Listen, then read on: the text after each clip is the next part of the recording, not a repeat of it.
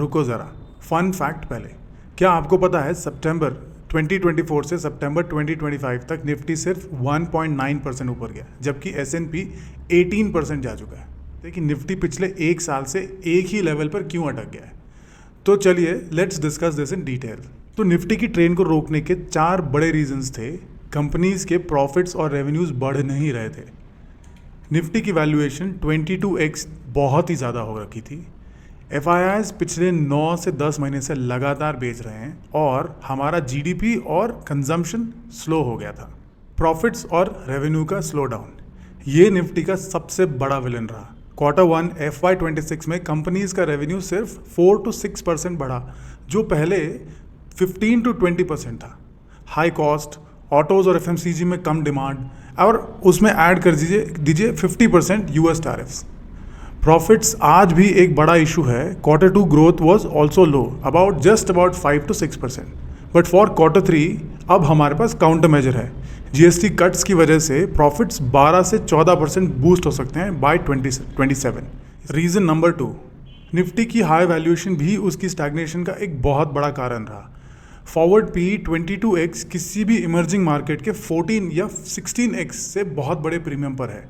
2023-24 के bull run की वजह से ये आया था, लेकिन AI और टेक एक्सपोजर कम होने की वजह से ये जस्टिफाई नहीं होता, और ये रिस्क आज भी वैलिड है। हाई PE निफ्टी को वल्नरेबल रखता है, लेकिन फेड कट्स और टैक्स रिफॉर्म्स की वजह से जो केपेक्स स्पेंड है वो इसको डेटर करता है। तीसरा दुश्मन था FIIs का सेलिंग। पिछले 9 से 10 महीनों में FIIs ने 12 से 15 बिलियन सेल कर दिया इंडियन मार्केट में।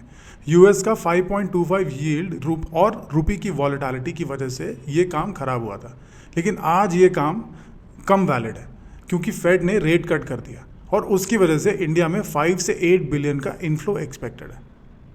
DIIs ने इस पीरियड में बहुत हेल्प करी, उन्होंने एटलीस्ट 10 बिलियन एब्जॉर्ब किया, तो इसकी वजह से हमारा मार्केट स्टेबल रहा फॉर लास्ट 9 to 10 मंथ्स, नहीं तो बहुत ज़्यादा गिर सकता था। लास्ट रीज़न इज़ GDP का और कंजम्पशन का स्लो डाउन।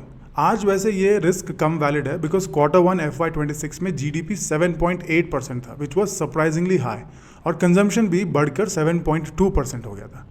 RBI ने 100% BPS कट कर और इंडियन गवर्नमेंट ने GST सब्सिडी लगाकर इस कंजम्पशन को बूस्ट करने की बहुत कोशिश करी है।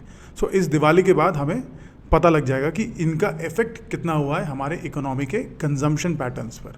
तो दोस्तों, strong science point two the fact कि Q3 में प्रॉफिट्स राइज करेंगे और फेड रेट कट्स की वजह से FIIs इंडिया में बाइंग फिर से शुरू कर देंगे, और ये सब मिलकर निफ्टी के लिए एक 26,000 से आगे जाने का क्लियर पाथ बना रहे हैं। सो अगले 2-3 महीने में ये हो सकता है। बस टैरिफ जैसे रिस्क को थोड़ा सा वॉच करना ज़रूरी है। तो आपका क्या व्यू है? प्लीज़ लाइक एंड कमेंट करके बताइए कि आप क्या सोचते हैं इसके बारे में, एंड ऑल्सो इनफैक्ट सब्सक्राइब कर लो। एंड ट्यून इन करने के लिए थैंक यू।